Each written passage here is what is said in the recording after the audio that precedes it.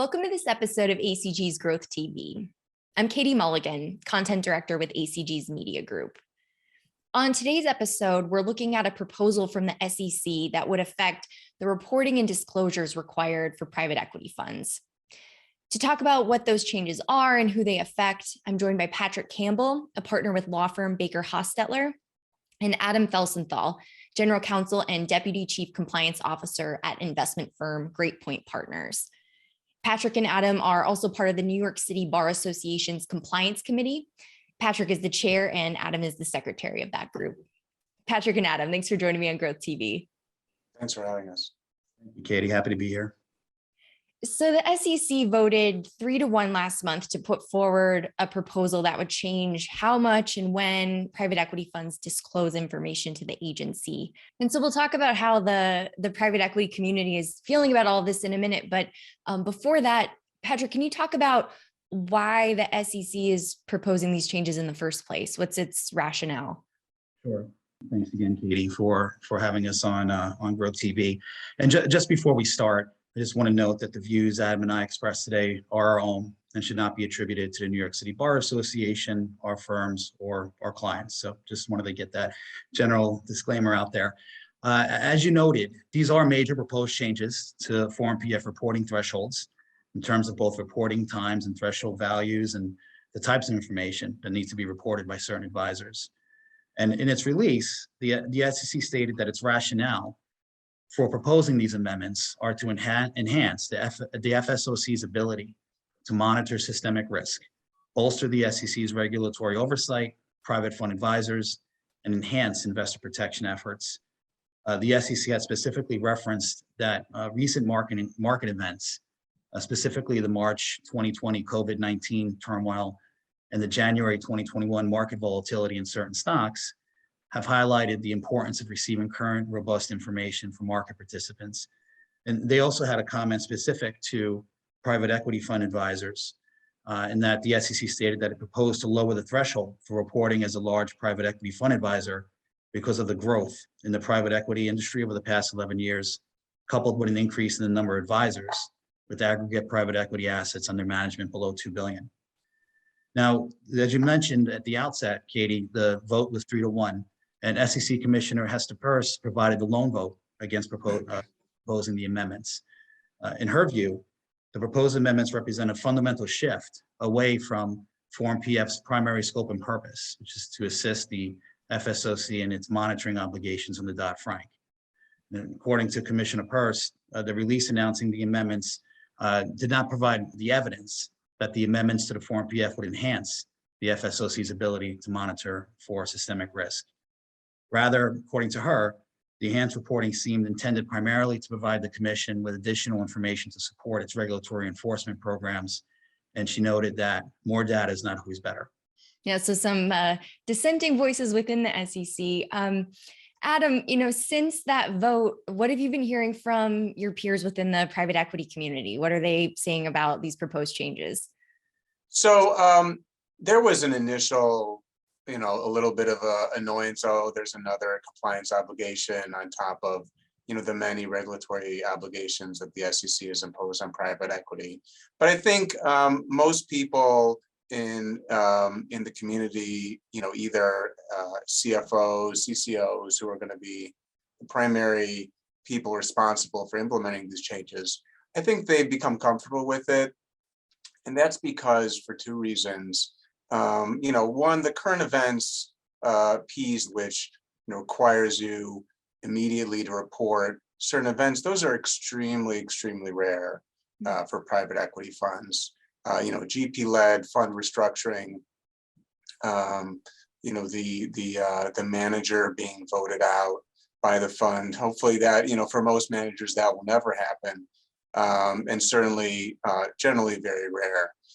So certainly those are, rare events, so unlikely to be material for most people. It just generally means another thing to remember in those rare occurrences.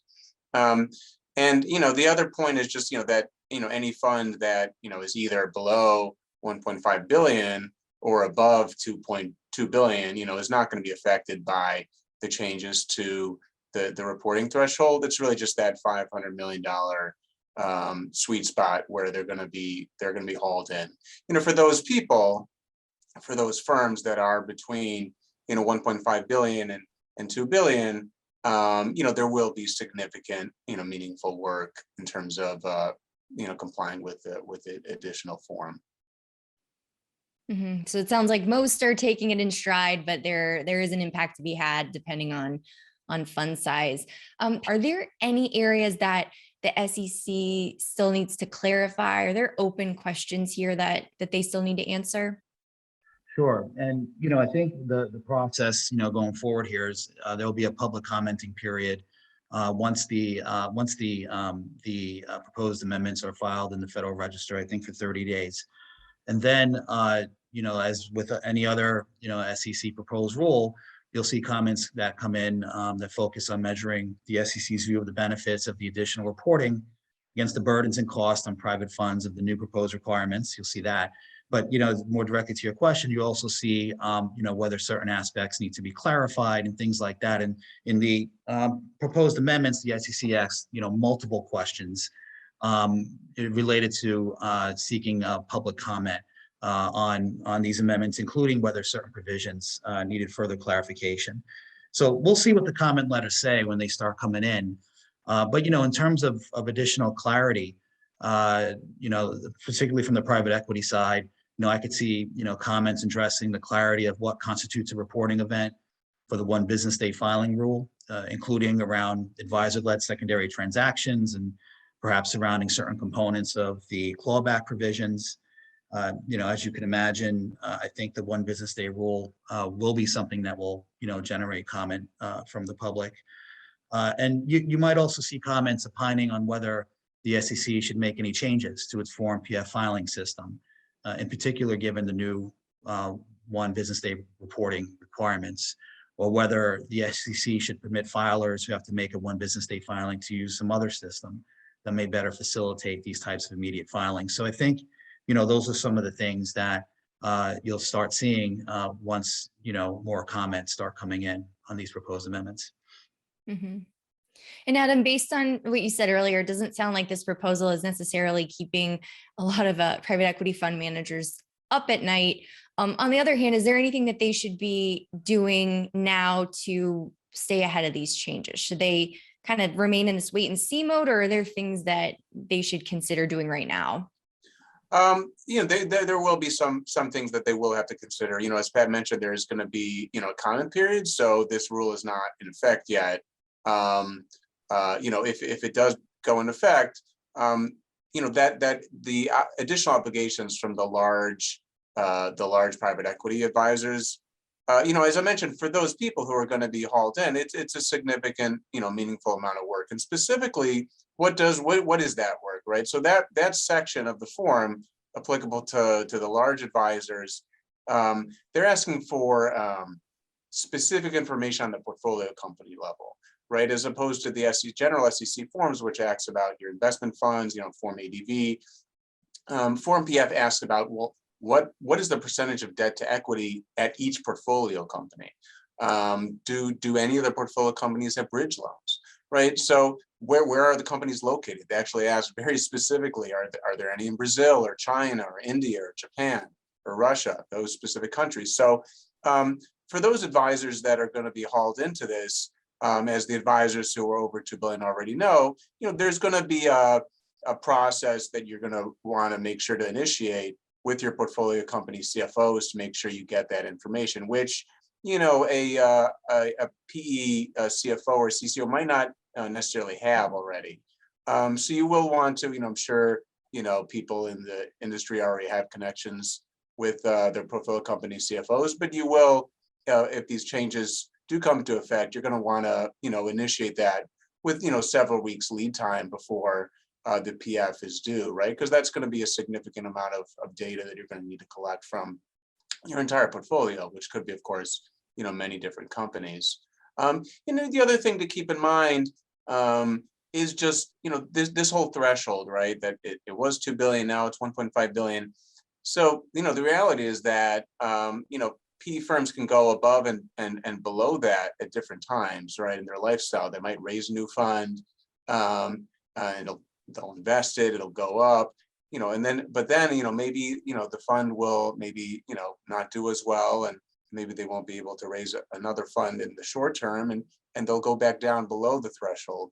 So, it's just important each year to reassess, right? This is a threshold that's newly applicable each year. It's not like once you hit 1.5 billion, you're going to have to file a Form PF for the rest of your life. Each year, it's going to depend on whether you hit it. So, that's another thing to keep in mind. You might not be above 1.5 billion now, but you might be in a year or two.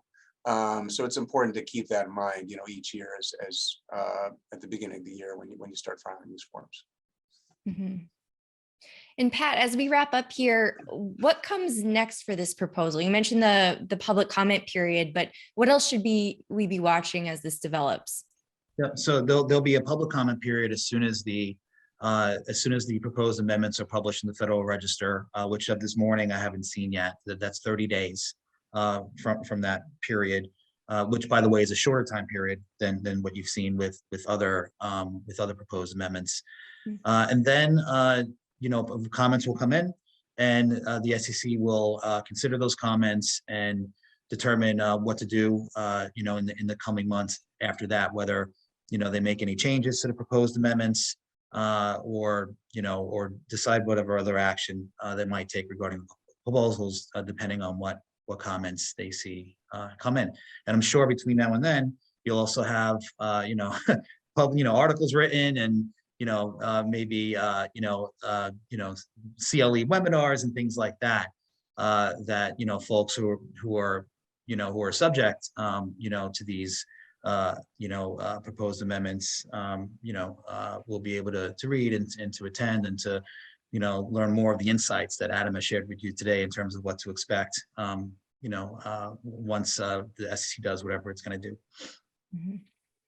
All right, well, we'll wrap things up there for today. Pat and Adam, thank you so much for joining me on Growth TV. Thank you.